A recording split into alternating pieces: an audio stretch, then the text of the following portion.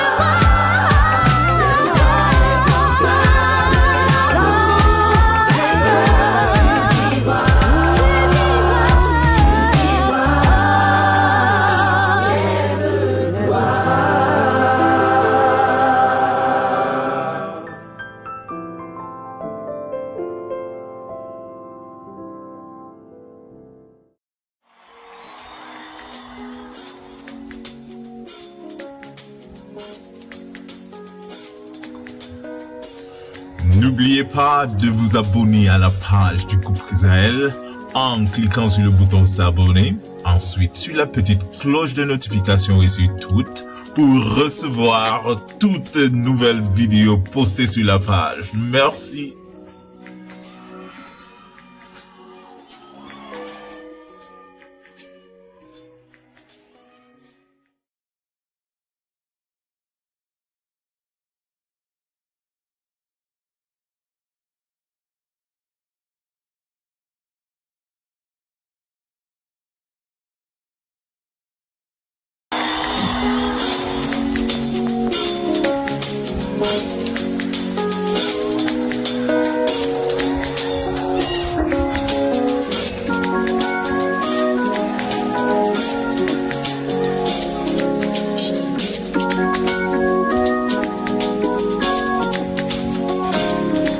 Ne pleure plus, il est vivant, Emmanuel.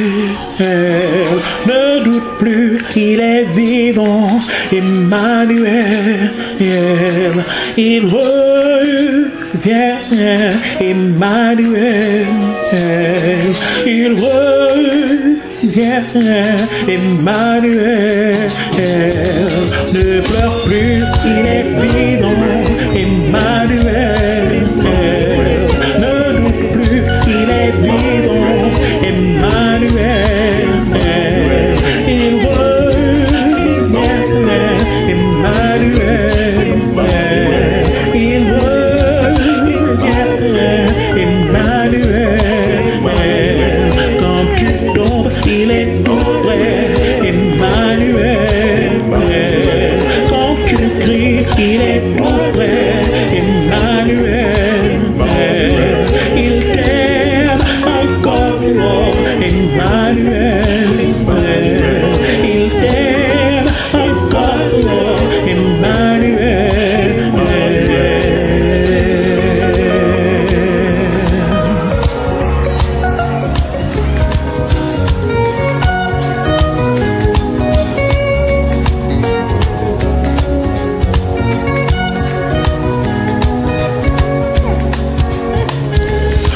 pleure plus, il est vivant. Emmanuel, ne doute plus, il est vivant. Emmanuel, il revient.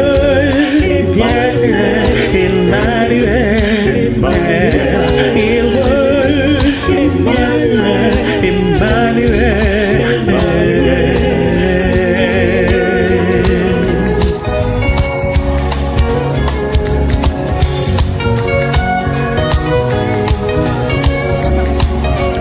Il est plus fort que l'ennemi.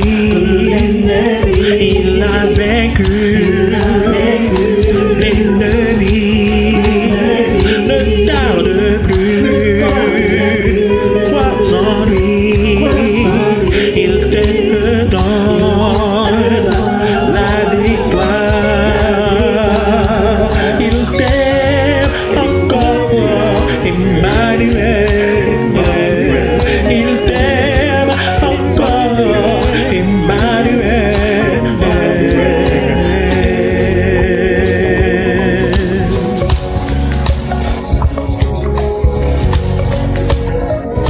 Car Dieu a tant aimé le monde qu'il a donné son Fils unique, afin que quiconque croit en lui ne périsse point, mais qu'il ait la vie éternelle. Jean 3,16. Quand tu tombes, il est tout près, Emmanuel. Quand tu cries, il est tout près, Emmanuel. Il t'aime encore, Emmanuel. Il t'aime encore, Emmanuel.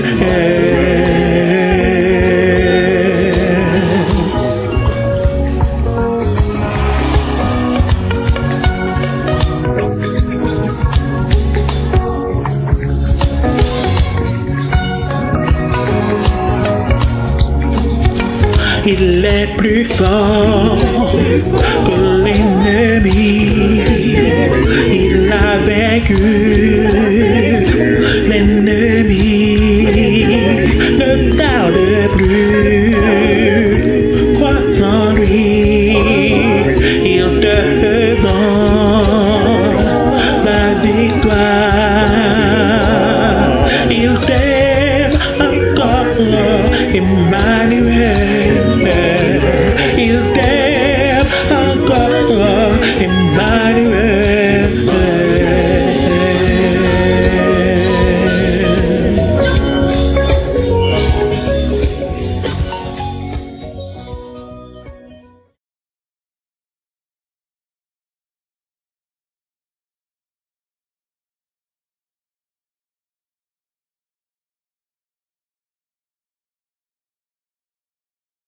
Dieu notre Père, gloire, honneur, majesté et louange te soient rendus parce que tu es digne d'être élevé, tu es digne d'être adoré.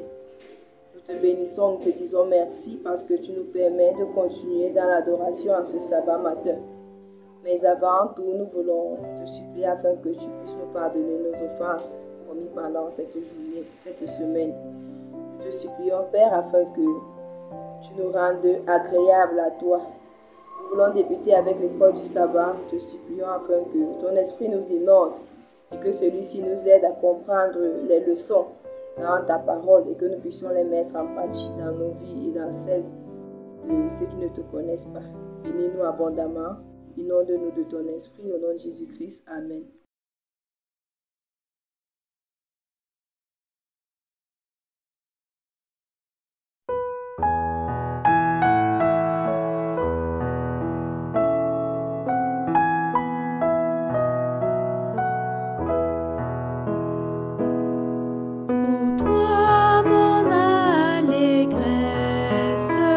Aimable et doux Sauveur, dans les jours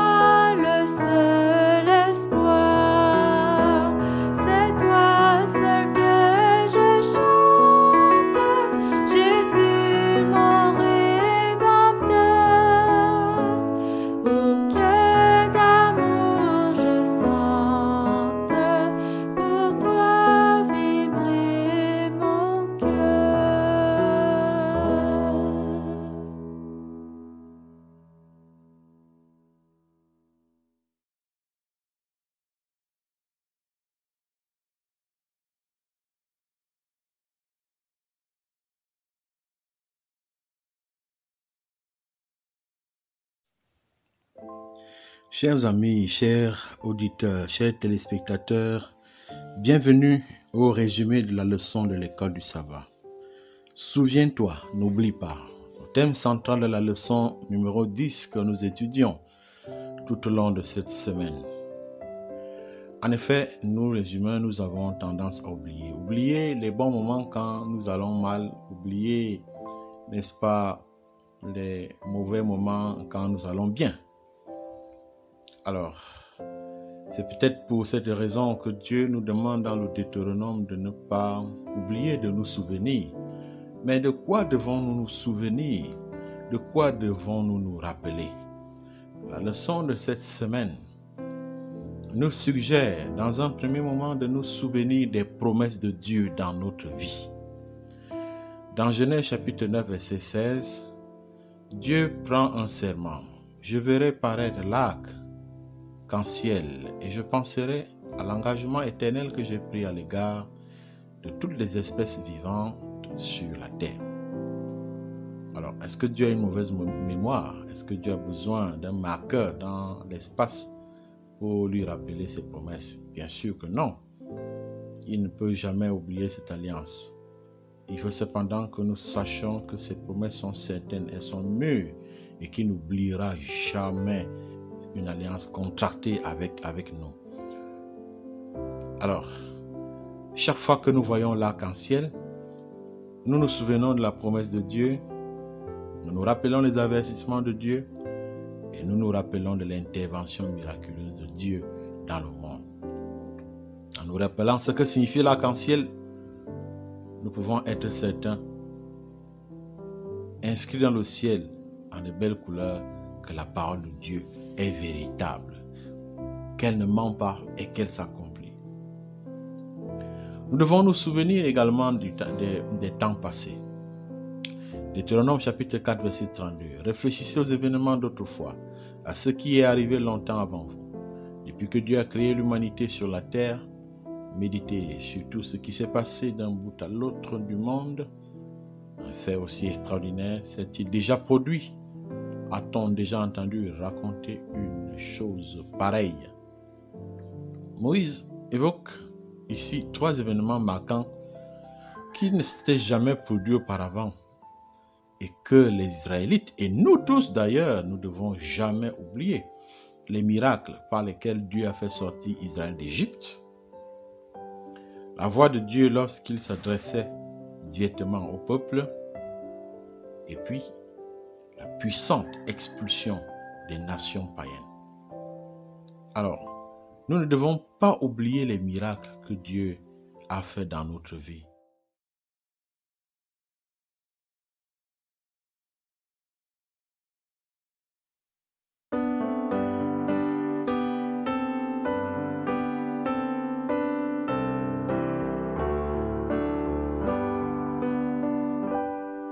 Chantons, chantons sans cesse la bonté du Seigneur, qu'une sainte allégresse remplisse notre cœur. Un salut éternel est descendu du ciel. Nous avons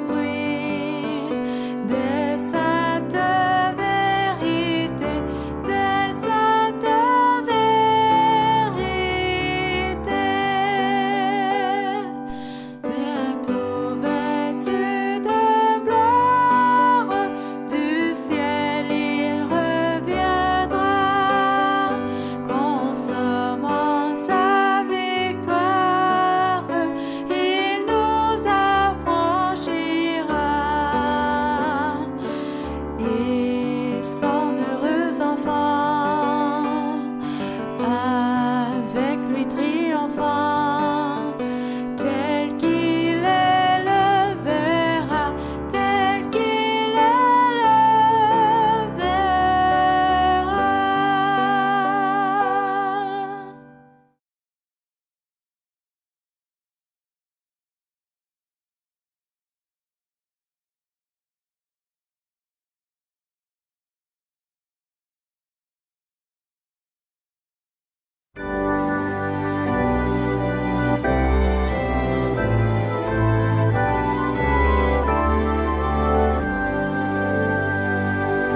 Vous qui sur la terre habitez,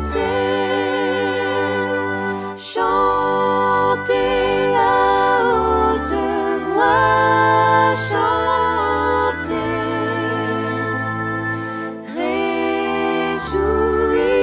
réjouissez-vous au Seigneur par un saint hymne à son honneur.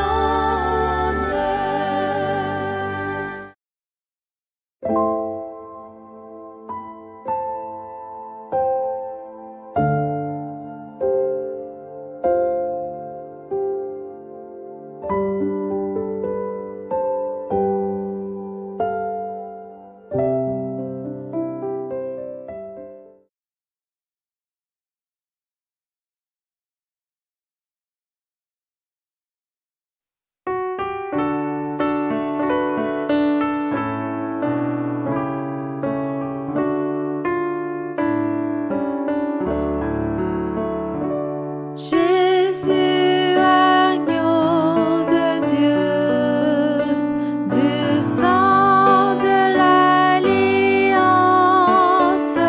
répandu sur la croix pour de pauvres pécheurs, jusqu'à la fin des temps, durera ta puissance, et tous les rachetés seront plus que vainqueurs. Le brigand converti trouva dans ce refuge une pleine espérance à ses derniers moments. Coupable comme lui, tremblant devant mon juge, c'est là que j'ai cherché la fin de mes tourments. Dans la sainte cité, par mon Dieu préparé, je chanterai l'amour et le nom glorieux du berger qui chercha sa brebis égarée et l'a pris dans ses bras pour la porter aux cieux.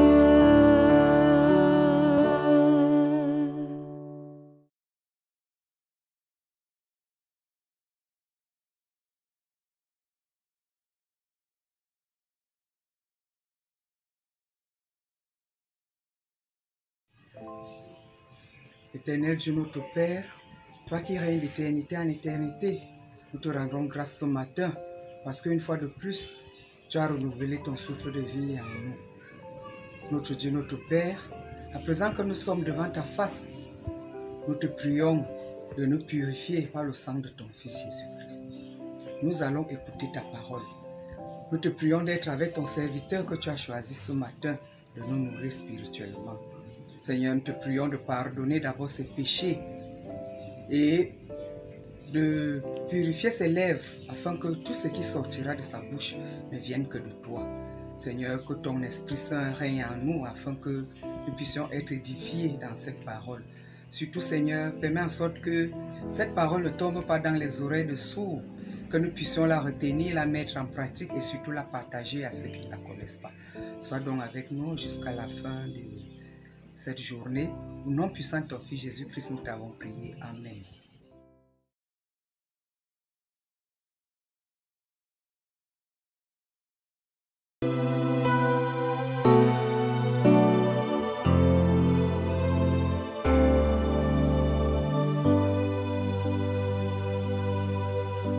Je lève les yeux vers les montagnes.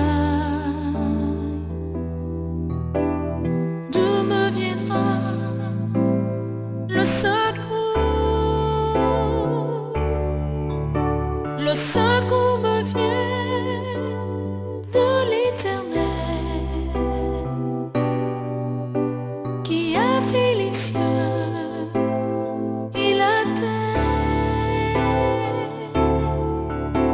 Le secours me vient de l'Éternel qui a fait les cieux et la terre. Il est mon Dieu. Je lève les yeux vers les montagnes. D'où me viendra le secours? Le secours me vient de l'Éternel qui a fait les cieux et la terre.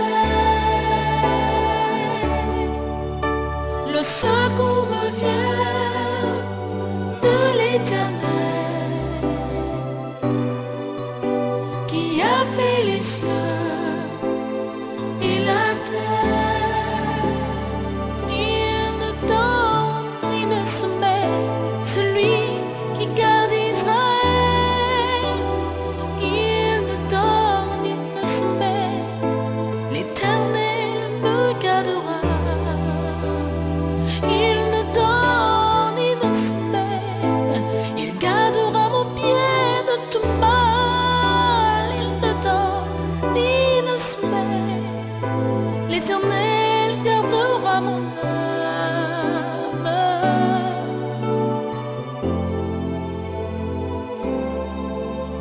Je lève les yeux vers les montagnes.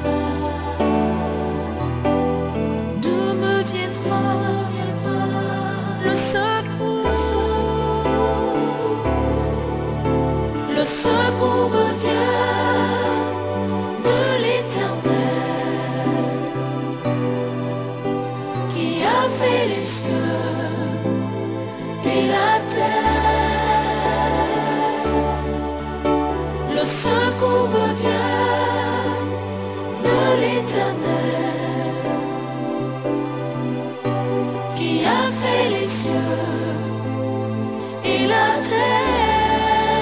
Le secours me vient de l'Éternel. Le secours me vient de l'Éternel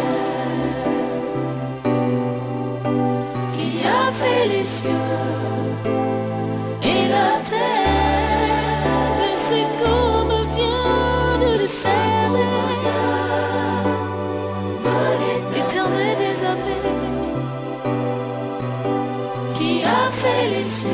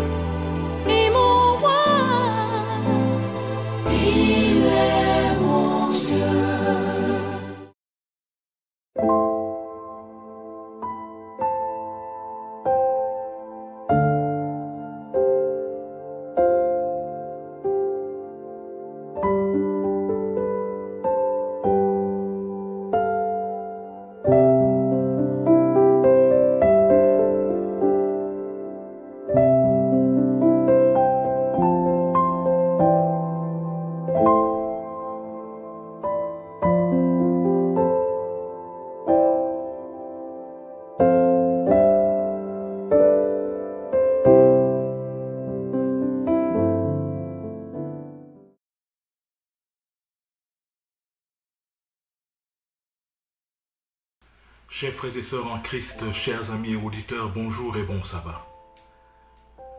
C'est un privilège pour moi de toujours vous souhaiter une cordiale bienvenue à votre émission Espérance et vie. Le titre du sermon de ce sabbat est « Je ne mourrai pas, je vivrai ». Je ne mourrai pas, je vivrai. Prions le Seigneur. Saint-Esprit, je te demande pardon. Pardonne-moi, Seigneur. Pardonne-moi mes péchés. Efface mon iniquité. Pardonne tes enfants. Tous ceux qui sont en train de suivre cette émission, suivre ce sermon. Seigneur, pardonne-nous. Efface nos iniquités, Seigneur. Relève-nous. Prends possession de nous, Saint-Esprit. Prends possession de nous. Et sanctifie-nous par le sang de Jésus-Christ. Parle à travers ton serviteur que je suis. Sanctifie mes pensées. Sanctifie mes paroles. Et permets que ce soit toi, Saint-Esprit, qui parle à travers moi. Et qui sanctifie, délivre, guérit, sauve ton peuple.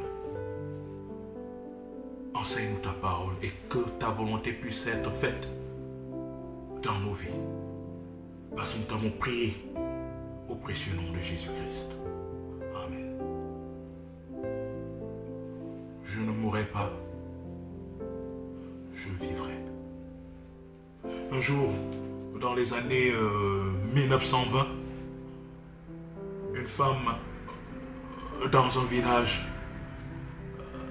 du sud Cameroun, de l'arrondissement de Zoïtele, était en train d'aller puiser de l'eau. Elle venait de mettre bas un beau garçon, un beau petit bébé. Et l'enfant avait environ 2 ans.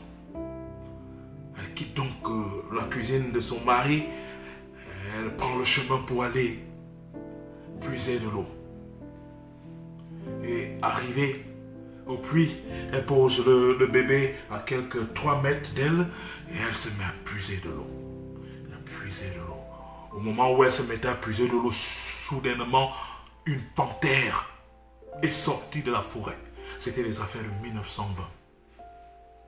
Une panthère est sortie de la forêt, a bondi sur cette femme, l'a déchiquetée, l'a coupée en pièces et a éparpillé ces morceaux un peu partout à côté du puits et dans la forêt. Et le petit bébé de 2 ans se met à pleurer. C'était les affaires de environ 10 h du matin et jusqu'à 14 h. Les gens qui sont au village ne voient pas cette femme rentrer du puits. Ils sont inquiets. Et ils vont donc en courant pour voir qu'est-ce qui se passe. Depuis 10 h du matin, le mari de la femme était en brousse, en train de travailler au champ. Et les cousins donc du mari de cette femme, les beaux-frères, ils vont donc au puits et ils regardent, ils voient comment le sang partout, les morceaux de cette femme éparpillés autour du puits et dans la forêt. Et le petit bébé qui était déjà fatigué de pleurs. Quelle tragédie. Les pleurs dans le village. La panthère n'avait qu'un seul but, c'est de tuer cette femme. Elle n'a même pas mangé cette femme, elle s'est dépiécé cette femme et en laissant le bébé. La panthère est partie. Et les commentaires arrivent au village et les pleurs. Ceux qui ont des yeux mystiques ont commencé à dire que les gens ont envoyé cette panthère uniquement pour tuer cette femme. Le bébé de 2 ans qui était fatigué de 10 h du matin à 14 h dans les pleurs. Lorsque la nouvelle arrive auprès du mari de cette femme, il pleure. Car il aimait beaucoup sa femme. Il pleure. Il ne comprend rien. Qu'est-ce qui est arrivé? Quel drôle de mort atroce. Quel drôle de mort atroce. Et les gens se mettent à pleurer. C'est le grand deuil au village. Et ce petit bébé de 2 ans, inconscient de ce qui est arrivé à sa mère. Je dis le titre du sermon, c'est « Je ne mourrai pas, je vivrai ». Quelques 2 ans plus tard, après cette tragédie, le père de l'enfant lui aussi meurt à son tour. Et l'enfant, dans ses 4-5 ans, était devenu orphelin de mère, orphelin de père. Lui et sa grande sœur, 2 orphelins de mère, orphelins de père. C'est ainsi donc que les cousins de leur père les ont récupérés. On commençait à les éduquer. Mais ça n'a pas été facile parce que ils étaient plutôt traités comme des esclaves. Les enfants à tout faire dans la maison. Et quand même les autres vont à l'école, pour eux, c'est difficile pour qu'ils partent à l'école. C'est difficile. C'était dans les années 1920. C'est difficile qu'ils partent à l'école parce que personne ne s'occupe d'eux. Ce sont eux qui font presque tout à la maison. Et ce petit bébé de 2 ans qui était déjà devenu un enfant environ de 8 ans, 9 ans, il regarde le ciel et il prie et il dit « Seigneur, Seigneur, tu vois, Seigneur, je ne mourrai pas. Je ne mourrai pas, Seigneur, je vivrai. » Et ceci a été la motivation de ce petit garçon qui, grandissant dans les situations difficiles, devant faire tout, pour même aller à l'école, c'est difficile. Même quand il faut même manger, c'est difficile. On donne beaucoup plus la nourriture à ses cousins et ses cousines et ils sont comme... Ils doivent manger les restes. Ça a été comme ça qu'ils ont grandi. Lui et sa grande sœur, des orphelins. Mais ce jeune homme,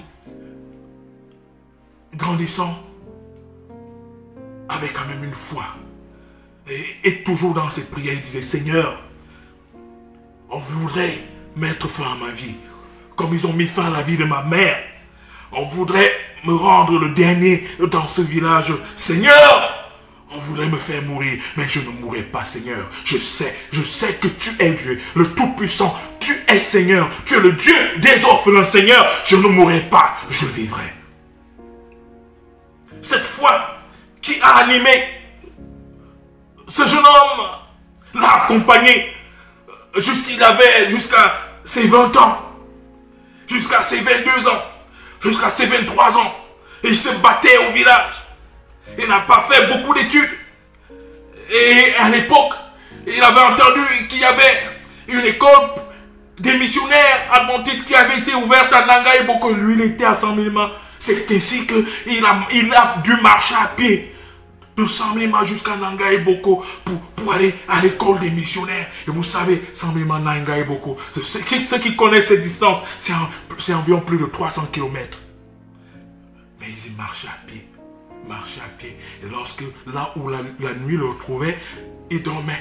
Et le lendemain, il se réveille et il marche à pied jusqu'à arriver à l'école primaire des missionnaires. C'est ainsi qu'il a fréquenté et on s'occupait de lui. On en fait là. C'est ainsi qu'il a pu avoir son CP. C'est ainsi qu'il a commencé à entrer en 6e, 5e. Et pendant les vacances, donc, il rentre dans son village et il se marie avec une belle femme, une belle jeune fille aussi, qui est venue rester avec lui.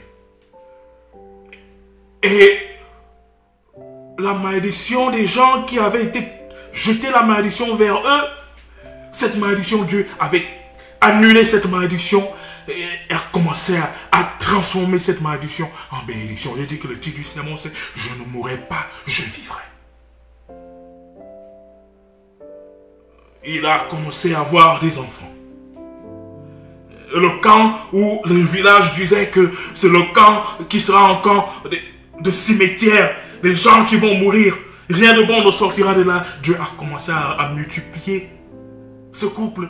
Ils ont commencé à avoir beaucoup d'enfants. Pour couper court, un jour, le missionnaire Aimé Kozandé il allait vers Saint-Minima. Il s'arrête dans ce village et il voit les gens qui étaient attroupés parce que à l'époque, dans les années 20, dans les années 30, dans les années 40, le soir au village, les gens se rassemblaient autour d'un petit feu. Et on commençait à jouer un peu les tam-tams et les tambours et les jeunes qui dansaient. Et puis on racontait les histoires. Une grand-mère qui s'assoit ou un grand-père qui s'assoit et se met à raconter les contes avec des messages instructifs. C'est là que le missionnaire Aimé Kozandé s'arrête avec sa voiture et il voit un attroupement dans ce village. Des jeunes qui sont en train de danser et un autre. Et ce jeune qui avait déjà environ 25 ans, 28 ans, était en train de jouer le tam-tam. Le missionnaire Kozandé était touché par la manière que ce jeune homme jouait le tam-tam. Et s'est dit, jeune homme, peux-tu encore jouer ce tam-tam? Et il se met à jouer le tam-tam.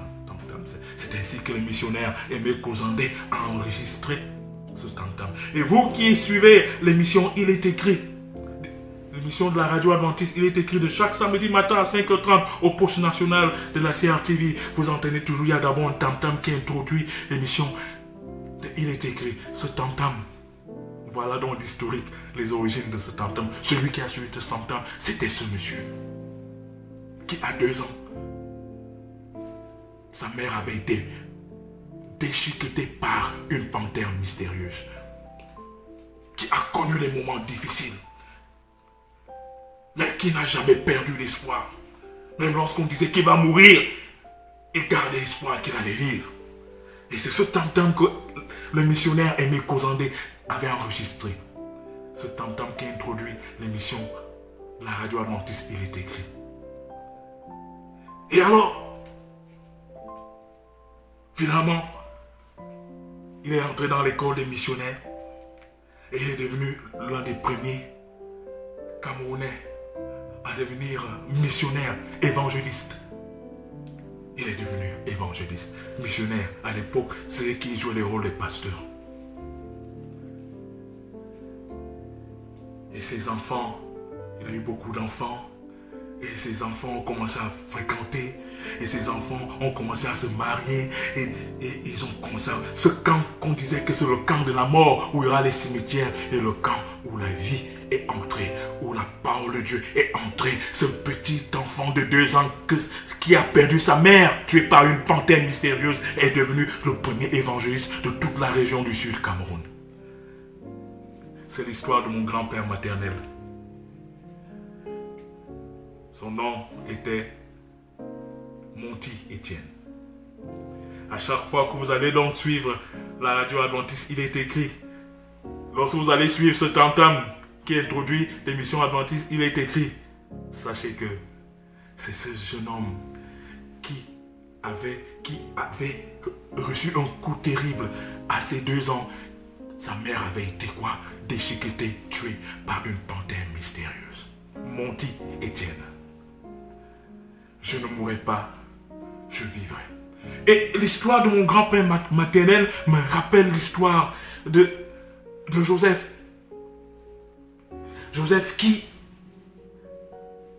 aimant ses frères et ses sœurs, lorsque nous ouvrons nos Bibles, dans Genèse chapitre 37, Genèse chapitre 37, à partir du verset 16, il est écrit, Joseph répondit, je cherche mes frères, dis-moi, je te prie, où ils font paître leurs troupeaux. Et l'homme dit, ils sont partis d'ici, car je les ai entendus dire, allons à Dothan. Joseph alla après ses frères. Et il les trouva à Dothan. Verset 18. Ils le virent, c'est-à-dire ses frères, ils le virent de loin. Et avant qu'il fût près d'eux, ils complotèrent de le faire mourir. Ils se dirent l'un à l'autre, voici le faiseur de songes qui arrive. Venez maintenant, tuons-le et jetons-le dans une des citernes. Nous dirons qu'une bête féroce l'a dévoré et nous verrons ce que deviendront ses songes. Ruben entendit cela et il le délivra de leurs mains. Il dit, ne lui ôtons pas la vie. Ruben leur dit, ne répandez point de sang, jetez-le dans cette citerne qui est au désert et ne mettez pas la main sur lui. Il avait dessein de délivrer de leurs mains pour le faire retourner vers son père. Verset 23. Lorsque Joseph fut arrivé auprès de ses frères, ils le dépouillèrent de sa tunique, de la tunique de plusieurs couleurs qu'il avait sur lui. Ils le prirent et le jetèrent dans la citerne. Cette citerne était vide, il n'y avait point d'eau. Ils s'assirent ensuite pour manger. Ayant levé les yeux, ils virent une caravane d'Ismaélites venant de Galade. Leurs chameaux étaient chargés d'aromates, de baumes et de myrrhe qu'ils transportaient en Égypte. Alors Judas dit à ses frères, « Que gagnerons-nous à tuer notre frère et à cacher son sang? Venez, vendons-le aux Ismaélites et ne mettons pas la main sur lui, car il est notre frère, notre chair. » Et ses frères l'écoutèrent. Au passage des marchands madianites, ils tirèrent et firent remonter Joseph hors de la citerne, et ils le vendirent pour 20 cycles d'argent aux Ismaélites qui l'amenèrent en Égypte. Pour 20 cycles d'argent. Et Joseph, sûrement, dans les pleurs,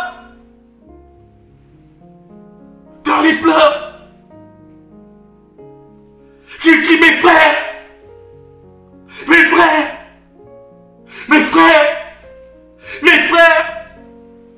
ses frères étaient insensibles.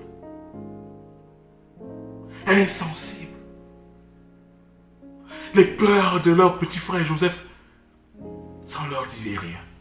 Ils étaient pleins de haine, de jalousie contre leur petit frère Joseph, qui ne avait pourtant rien fait. Et Joseph sûrement en train de crier, mes frères, peut-être tu m'as attaché, enchaîné, en train de partir, en train d'être amené. Mes frères, ils étaient restés insensibles, indifférents. Et je peux imaginer Joseph levant les yeux, les dents vers le ciel, les larmes aux yeux, et lui dit, Seigneur, je ne mourrai pas, je vivrai. Je ne mourrai pas, Seigneur, je crois en toi, Seigneur. Malgré cette méchanceté, je crois en toi, Seigneur. Malgré ces injustices, je crois en toi, Seigneur. Malgré ces égoïstes, je crois en toi, Seigneur. Seigneur, ils veulent ma mort, mais j'espère en toi, Seigneur. Je ne mourrai pas, je vivrai. Ma sœur, tu es comme Joseph, persécuté, jalousé, sujet de moquerie et de mépris. On t'a vendu, même tes meilleurs amis t'ont tourné le dos, t'ont vendu. Et comme Joseph, tu dis, Seigneur, tu cries vers Dieu. Tu es meurtri par la méchanceté de ton entourage.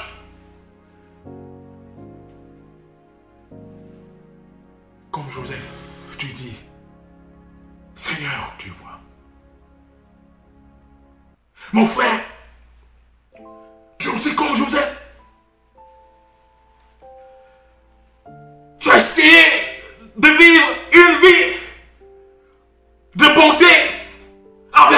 frères et sœurs, envers tes amis, tes collègues. Mais tout ce qu'on sait faire, c'est de te poignarder sur le dos. Tu fais tout pour faire le bien à ton petit niveau. Mais tout ce qu'on sait faire, c'est de te mépriser.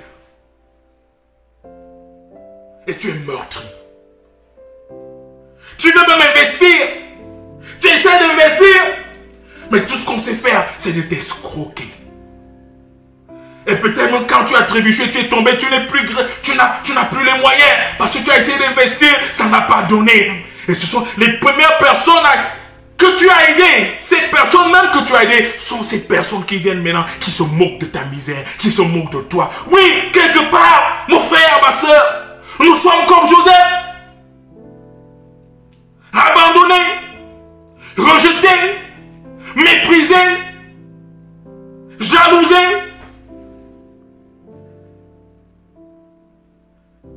Et les gens disent que nous allons mourir.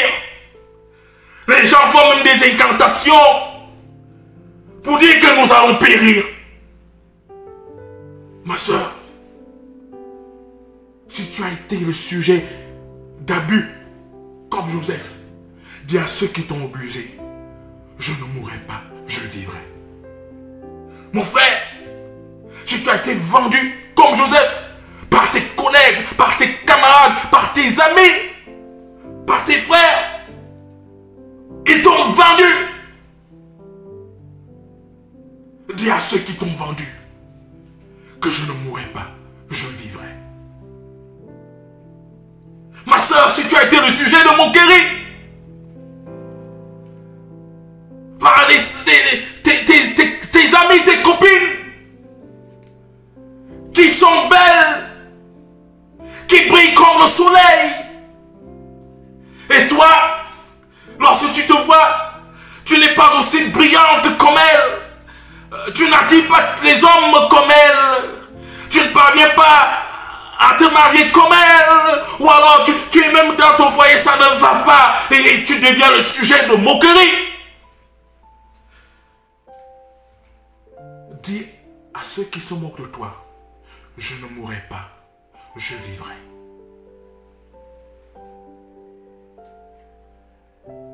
Mon frère, tu es le sujet de mépris, parce que tu n'as rien du tout. Tu n'as rien du tout. Les autres sont dans des grosses voitures, des belles maisons. Ils ont des femmes à gauche, des femmes à droite. Ils ont des entreprises. Ils ont des positionnements. Ils ont des nominations. Ils ont des diplômes. Ils sont avancés. Et tu es le sujet de mépris. Parce que tu n'es rien. Tu n'es pas comme eux. Dis à ceux qui te méprisent, je ne mourrai pas. Je vivrai. Je ne mourrai pas. Je vivrai. Ma soeur, tu es le sujet de méchanceté. Hey! Jusqu'au point où tu as envie même de te suicider. Parce que tu vois le degré de méchanceté envers toi. Et tu as envie même, tu as même pitié de toi-même. Quand tu regardes le degré de méchanceté, non, comme Joseph, dis, lève tes yeux vers le ciel, évoque l'Éternel Dieu des armées et dis à ceux qui sont atteints aux méchants de ta vie, je ne mourrai pas, je vivrai. Alléluia. Tu fais tout, tu as travaillé dur pour réussir dans la vie. Tu n'es pas allé tremper dans les mauvaises choses. Tu n'es pas allé vendre ton âme. Tu as souffert. Tu as travaillé honnêtement. Et Dieu t'a positionné. Et ton positionnement élevé devient le sujet de jalousie. C'est ainsi donc que tu es jalousé. À gauche et à droite. On te cherche des problèmes là où il n'y a pas de problème. On dit des choses sur toi qui ne sont pas vraies. Tu es devenu le sujet de jalousie, ma soeur. Parce que toi, tu as travaillé, tu as imploré le Seigneur, tu as été sincère dans ta vie, tu n'as pas été corrompu et Dieu t'a élevé. Ah, mais à cause de ton élévation, tu es devenu le sujet de jalousie. Et on t'attaque à gauche, on t'attaque à droite. Ma soeur dit à ces jaloux que je ne mourrai pas, je vivrai. Alléluia.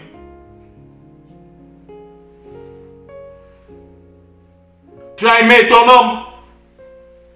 Tu lui as tout donné. Tu as refusé de vivre une vie de prostituée. Tu t'es consacré pour ton homme. Tu as même contribué pour que ton homme respire un peu dans la vie, qu'il devienne quelqu'un. Mais tout ce qu'il sait faire en retour, c'est de sortir avec d'autres femmes et de te mépriser. L'argent qu'il a maintenant, c'est pour s'occuper d'autres femmes de dehors. Le premier, deuxième, troisième bureau. Et toi-même, qui t'es sacrifié pour lui, tu deviens malheureuse à la maison, dans le foyer. Et tu deviens le sujet. Ton cœur est brisé. Dis à cette personne qui brise ton cœur, je ne mourrai pas, je vivrai. Tu étais en santé. Et subitement, soit par les rêves mystiques, tu as été empoisonné. Ou aussi, manière physique, on a mis quelque chose dans la nourriture ou dans l'eau, et tu as mangé ou tu as bu, et tu as été empoisonné. Et c'est ce qui chauffe maintenant de nos jours. On empoisonne maintenant les gens à gauche, à droite. On entend seulement qu'on a empoisonné tel, on a empoisonné tel.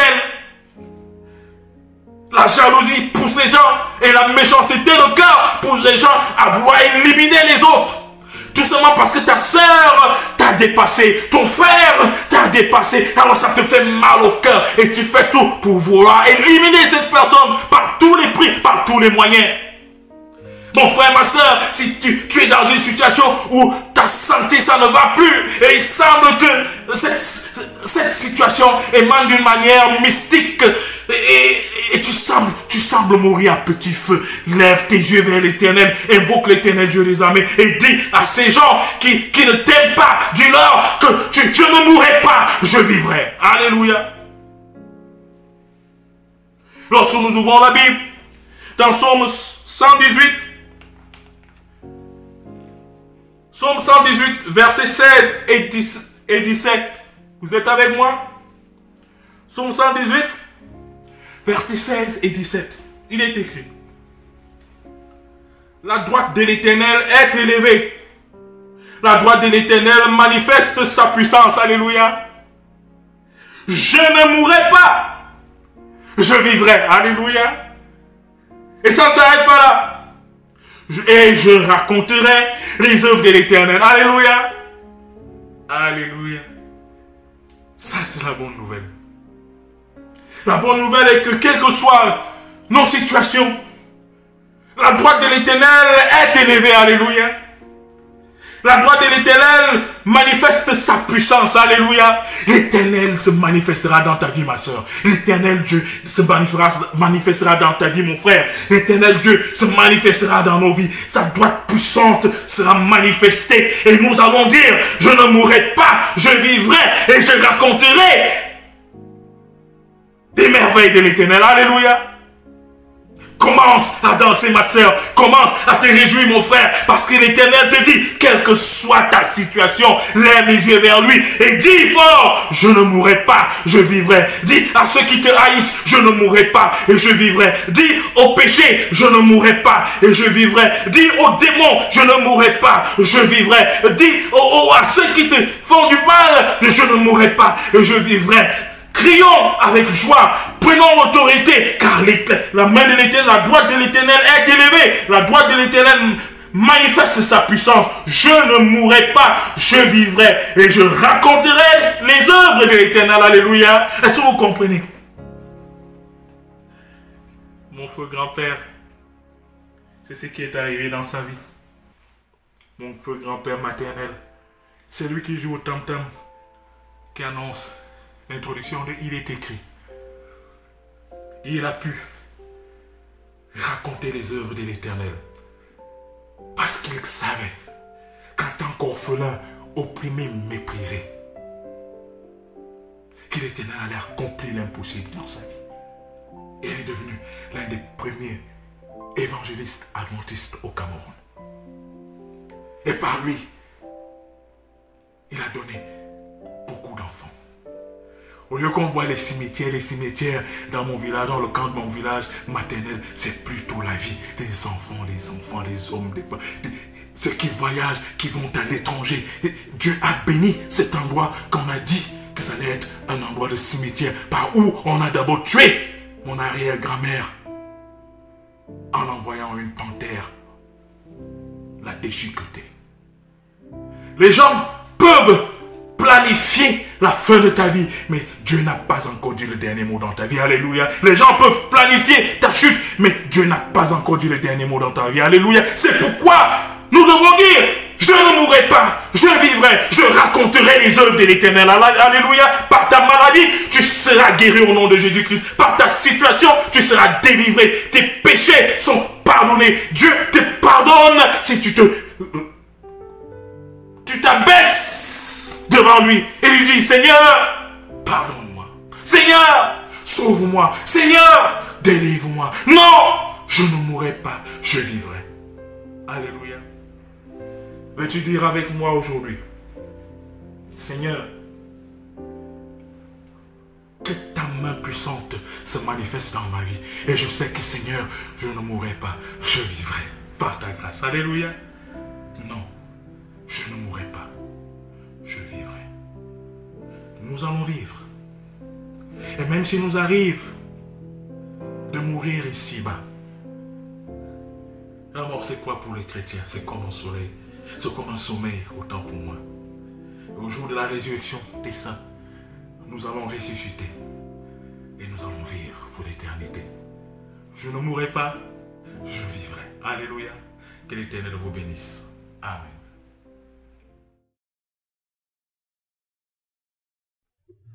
Lift up the trumpet and loud let it ring. Jesus is coming again. Cheer up, ye pilgrims, be joyful and sing. Jesus is coming again. Coming again, coming again. Jesus is coming again.